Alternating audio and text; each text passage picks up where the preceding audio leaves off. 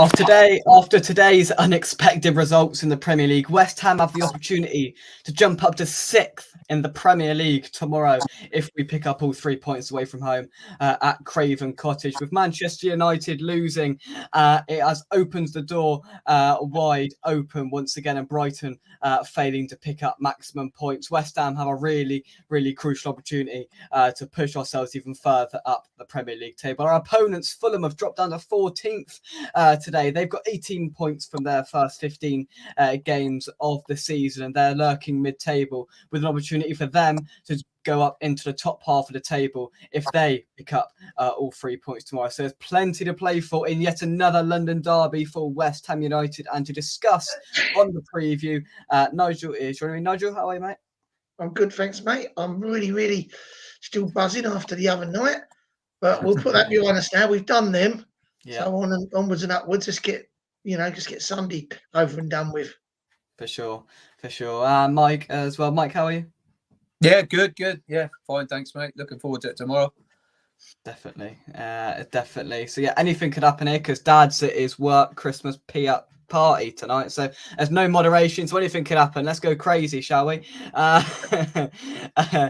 Lawrence, thank you very much for joining me. Pete as well, hope you out here. He is resident Spurs fan. Ronnie, you're getting ready to get smacked on Sunday against Newcastle, just like we smacked you the other night, mate. Did you enjoy it? Right, well, let's just start by talking about that game, because why the devil not? Look, we've got 2 London derbies in the space of 5 days. The first one, Nigel, tick. Yeah, out of the way. I thought we soaked up the pressure. Yeah. We was outplayed there at times, but we soaked up the pressure in the second. In the second half, I thought we could go on and win by more, to be honest. And again, Kudos and Bowen making the difference. I mean, their defence really lost them that game. So happy with that result. But like I say, we got to forget about that now, because it's only. Then it's the next game's the most important to, maybe kickstart our season now if we can beat Fulham and get up into the European places and stay there. Yeah, no, definitely. Yeah, it was a brilliant result. I thought we were going to get smacked by about 5 or 6 in the opening 15 minutes, Mike, to be honest, because it was, I think, Fabianski was the only player that touched it for West Ham in the first 15. But once we, as Nigel said, soaked up the pressure and frustrated that Tottenham side, they had no plan B, and I thought it was a brilliant second half performance. Yeah, Jake, I mean, I was the first 10, 15 minutes, I thought, oh no, this is embarrassing. We're going to get over big style. And to let them score from a corner, which that's the last thing I thought they'd score full stop, I thought, here we go. But we hung in there. And away we come out straight away in the second half and closed them down. We pressed up the field, not all the time. I think Moy said to them, look, do the press, get back in and do the press, but do it all together. And I think, to be fair to him, the tactics second half were absolutely spot on. Yeah. Let them have the ball because they could pass it around. They made 15 passes to make 1. And there's not one way to play football. There's different styles, and there always will be. But, I mean, it's great, for their fans to see. But honestly, they're so wide open at the back. And if you've got a couple of good players that can play a ping-ping, 1-2, and like when Bowen, ran back into his own half and turned and went, I mean, teams are going to cotton onto that, and they're going to do it to him all the time. I'm afraid it's great. He's been a breath of fresh air and all that, Ange, but I think he's learning now that he can't play like that all the time. So we are, mate. So we are. Let's turn our attention to Fulham then. Side that have established themselves as an established Premier League side now. They seem to look around mid-table every season, and there just doesn't seem to be any push really on last season. They just, I think, got into the top half of the table, but haven't started this season off as well as they'd have liked, from the outside looking in. But it's going to be difficult, as always. Any away game in the Premier League is difficult. And Craven Cottage, we picked up a 1-0 win.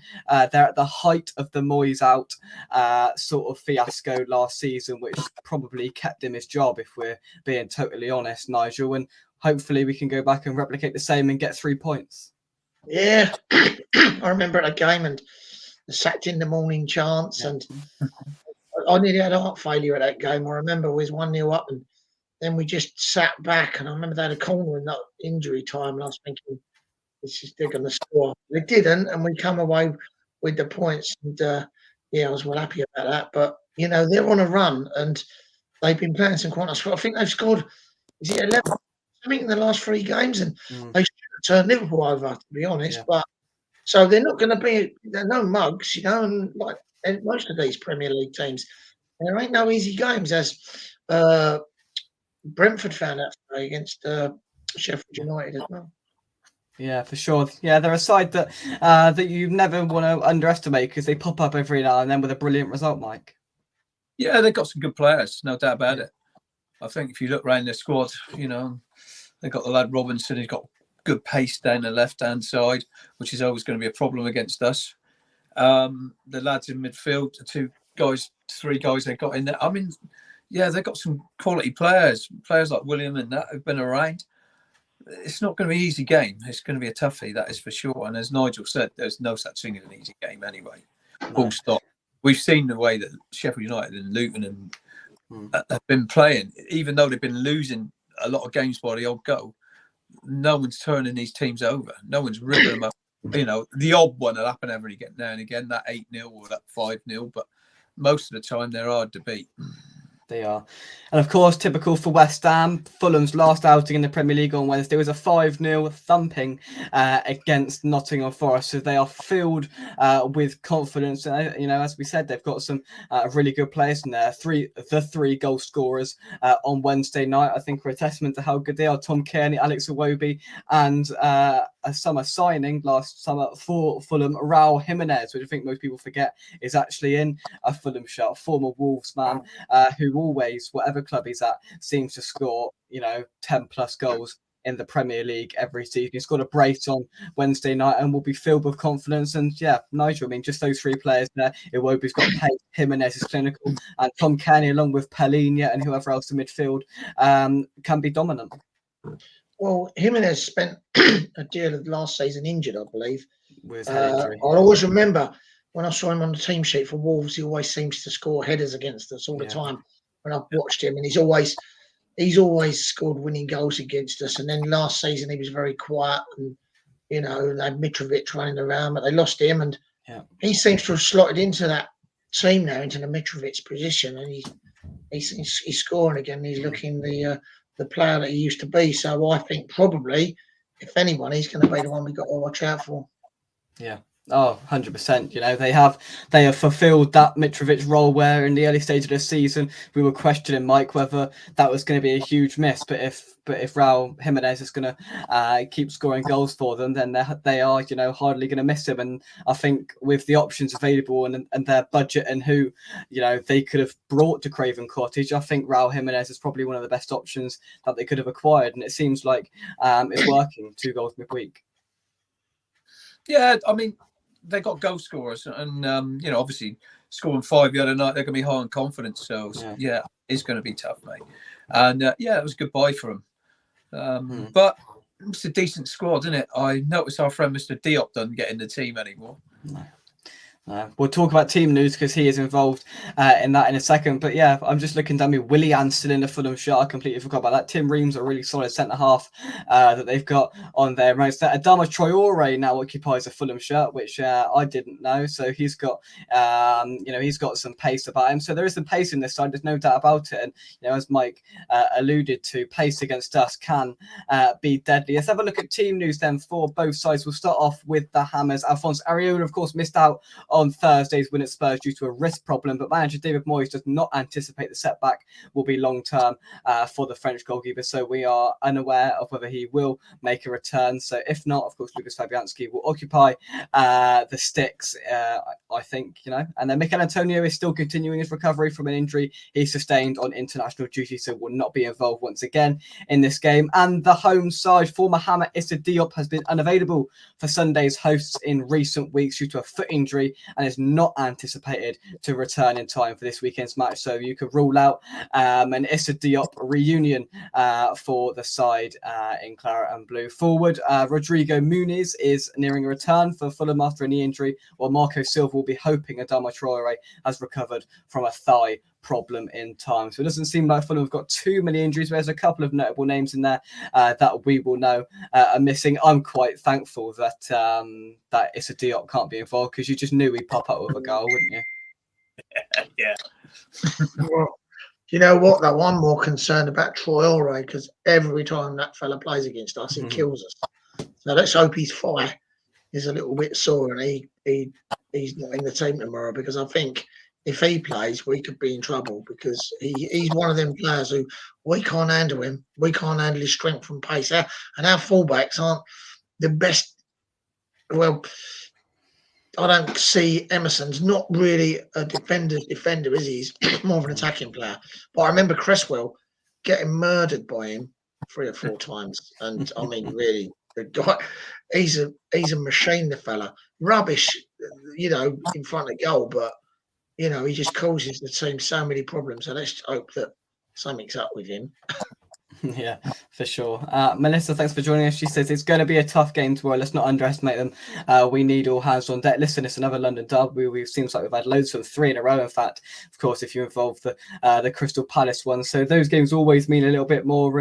And Fulham will be wanting to continue, Mike, their goal scoring form of midweek. And I didn't actually realise how many noticeable and decent players that they've got in that squad. And I think they're a side that you can never sort of know what sort of quality is going to turn up with a mid-table side of that, because they could be really good one week and crap the next. So we've got to be expecting the unexpected, I think, against Fulham. Yeah, we have, but I think we've got a pretty good record against Fulham, haven't we? Yeah. Over the years. I mean, I've been to a couple of Fulham games years and years ago, and we've always done all right against them. So, yeah, 75 Cup final and whatever. I mean, we probably... Christ, Mike, I was thinking you were meaning about 5 or 6 years ago, not 50 years ago. Oh, yeah. I was 8. I was only 15 then. No, all right, yeah. Oh dear, there we go. I'm only joking, Mike. Don't you worry. You relive those memories of your childhood back in 1882. Pete says, I think we will just nick the 3 points tomorrow. I'm going for a 2-1. Hammersmith, I expect it to be tight. I don't expect this to be a walk in the park for either side, to be honest with you. We know how we're going to set up. We discuss it every single week, and I'm unsure. I haven't watched a great deal of Fulham this year, to be honest with you. I was unable to get an opposition fan to sort of provide an insight. So we're sort of doing the guessing game a bit. I hope Moyes isn't doing the guessing game. I hope Moyes has been monitoring the way Fulham play, and I'm sure he'll respond with the formation and team and sort of tactics that he always responds with. But at the moment, it is working. So yeah, we can't complain. I like that score, Pete. I'm going for a 3-2 Hammers win. If there's 5 goals, well, they did score 5, but yeah, I think it'll be a tight, cagey 1-0 or 2-1. I think that wouldn't surprise me. Ronnie's going for a 2-2 Desmond. P says, yeah, I think there could be just 1 goal to separate the 2 sides. Lawrence says, where's Dad eating Jake's crisps? He's not. He's out on the lash at the Christmas party. Even worse than eating my crisps. Pardon? Was that right? That big word. Mike, you know me too well. But anyway, we'll move on to a prediction, because I don't know if anything more about Fulham. I think we've dragged out for long enough. Nigel, prediction? Yeah, I think we nick it. maybe 2-1. We don't start. We sort of always, right, whenever I watch us, we always start well. The first 5 to 10 minutes, we look really good. Yeah. Then it goes to pieces. And then we maybe concede. And then the team starts thinking, oh, we better start playing. And we start pressing teams in the last 15 minutes. And we be getting wins. And that's what's been happening. And I think the same thing can happen tomorrow. Exactly the same pattern. You've also got to look at Fulham. If you looked at them the other day, there's a good, the team looks happy. And when you've got a happy team, like you've got people like Mitrovic used to play for them, and they can be players that are upset the rest of the team, but they look pretty together. And I think the team that Gels tomorrow is going to win it, but I predict 2-1, and I think they're going to score first. And I think we're going to press them in the latter stages of the second half and win 2-1. I like it. I like it. Mike, don't nick my prediction now. I'm going to be boring. I think it's going to be a draw. I think it'll be a 1-1 draw. And I'll tell you what, it won't be a bad result for us. No. Would you both take a point now if I give it to you? No, I don't want to win. I think we need to get ourselves up into a decent. There's too many teams just behind us that are like a couple of points behind us. I think if we can get, that 4 to 5 points in front of those teams, then they're the ones that they've got to, they got to bring it rather than us worry, about getting a point every week. I'd like to see the win, but you're never going to. I'd love to see today. I can't wait for tomorrow. I'm really, I'm looking forward to it. And a win takes us into the, in the European places. But I still think, we've had a real tough game in the week, and I think sometimes after those sort of efforts, do you know what I mean? It's hard work. It's really hard work for the guys because we play the same 12 players, don't we, all the time? And I think it's just, there's going to be some tired legs out there. And honestly, I would take a point. There we go. Yeah, look, I think because of recent results, we have lodged a gap between us and the sort of chasing pack behind us. There is actually 5 points between us and Chelsea, Brentford, Wolves, and Bournemouth now, who have joined the pack, who are all on 19 points. But a win tomorrow is brilliant. It puts us at 27 points from 16 games, which is phenomenal. By 4 o'clock tomorrow, we could be 6th. We may drop that back down to 7th, depending on the Newcastle Spurs result, because we'll be sandwiched in between those two sides just before they kick off. No matter what happens elsewhere, as long as we win, we will be between Newcastle and Spurs, ready for the 4:30 kickoff. And Mike, you're doing the vlog for me tomorrow, yeah? Yeah, why not? I'll wait to see that. Who's at home tomorrow? Tottenham or Newcastle?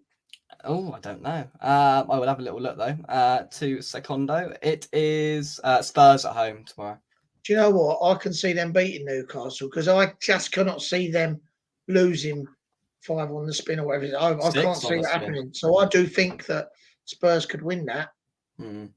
They've got to turn up at some point, Spurs, haven't they? Realistically, if you look at it, they haven't won a game in is it 5 or 6 now? After this, they go away to Nottingham Forest midweek, which is, you never know what's going to happen there. So look, in terms of Spurs, it wouldn't surprise me if they turn Newcastle over, because they've got to turn a team over at some point. Otherwise, they could be staring down the barrel of mid-table if they keep going like this. So Newcastle's away form is abysmal. Yeah, for a team that's up as high as they are, it's not great. It's really poor. It's weird. I looked at it. I thought, flipping hell, they haven't got many points away from home. Honestly, some wins at home, and they're just beginning to look like they might be struggling with their injuries, especially now. And they would be, the amount of injuries they've got, to be fair to them. Yeah. Oh, yeah. Yeah. That's the sort of catalyst for. But to be fair, if they kept hold of all their players, they may still be top of the league. We'll never know.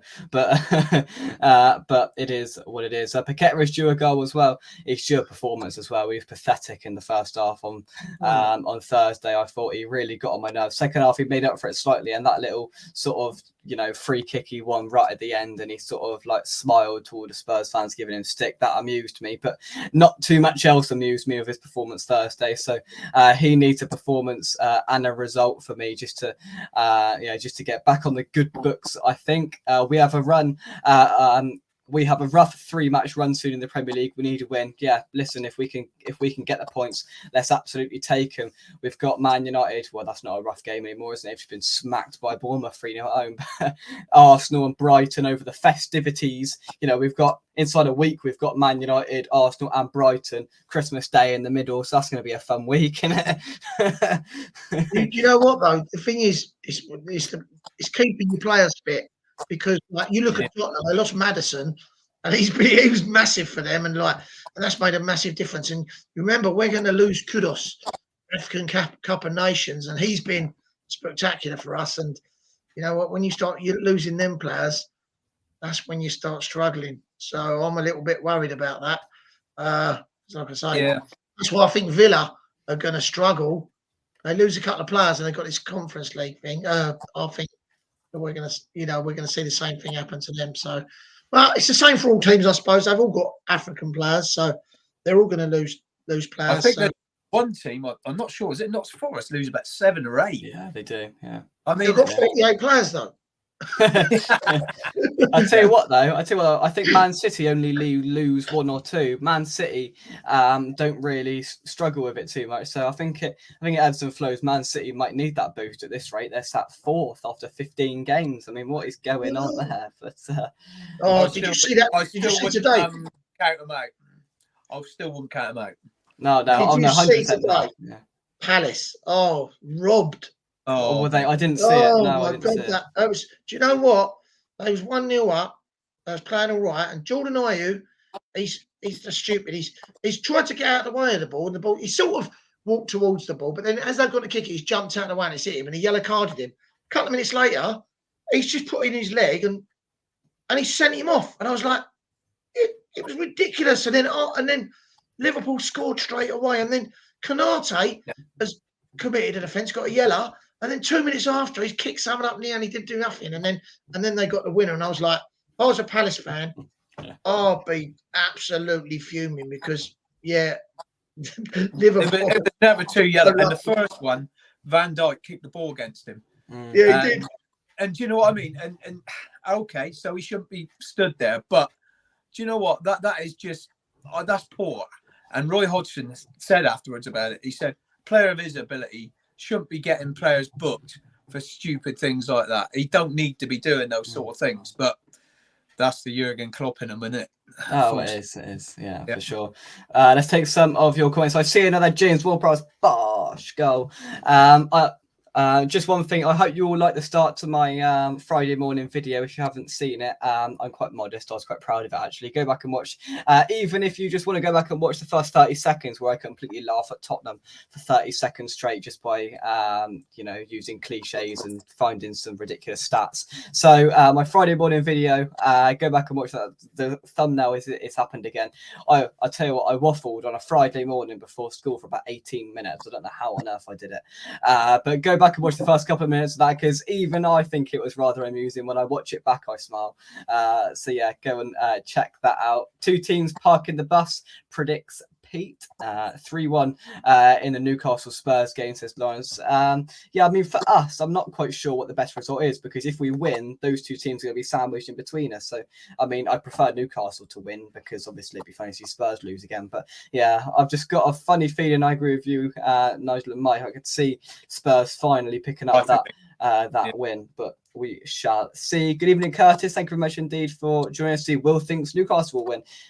We will see. But one thing's for sure, I will be in front of my telly to listen to Peter Drury metaphors for 2 hours, because there's nothing else that I would rather do, to be honest with you. Whilst Mike's in the rain trying to cross back across London from Fulham, Nigel the same. I'll be sat in my slippers in my dressing gown watching Newcastle Spurs. There is no doubt about that one. We are massive indeed. Another Curtis, hope you well, mate. He says, need another big performance tomorrow, but worried that Thursday has took it out of them, as we had not had that intensity for a while. Fulham are a good side. Can you see sort of fatigue and 2 games in a week, Fulham obviously with the extra 24 hours rest? I sound like Jurgen Klopp now, but do you think that will sort of play a factor, Nigel? No. I don't. I always say this. I think if you're a professional footballer, you're training every single day. Yeah. You should be able to play 2 games a week. I mean, I played football. Obviously, I didn't stop playing until I was 46, and I was playing every Saturdays and Sundays, and I was 46, and I was still doing, do you know what I mean, full games. So, they're professional footballers. There's no excuse for that. I don't buy it. But, some people do, but it's just training every day. I mean, they're young blokes. Do you know what I mean? They should be able to do the 2 games.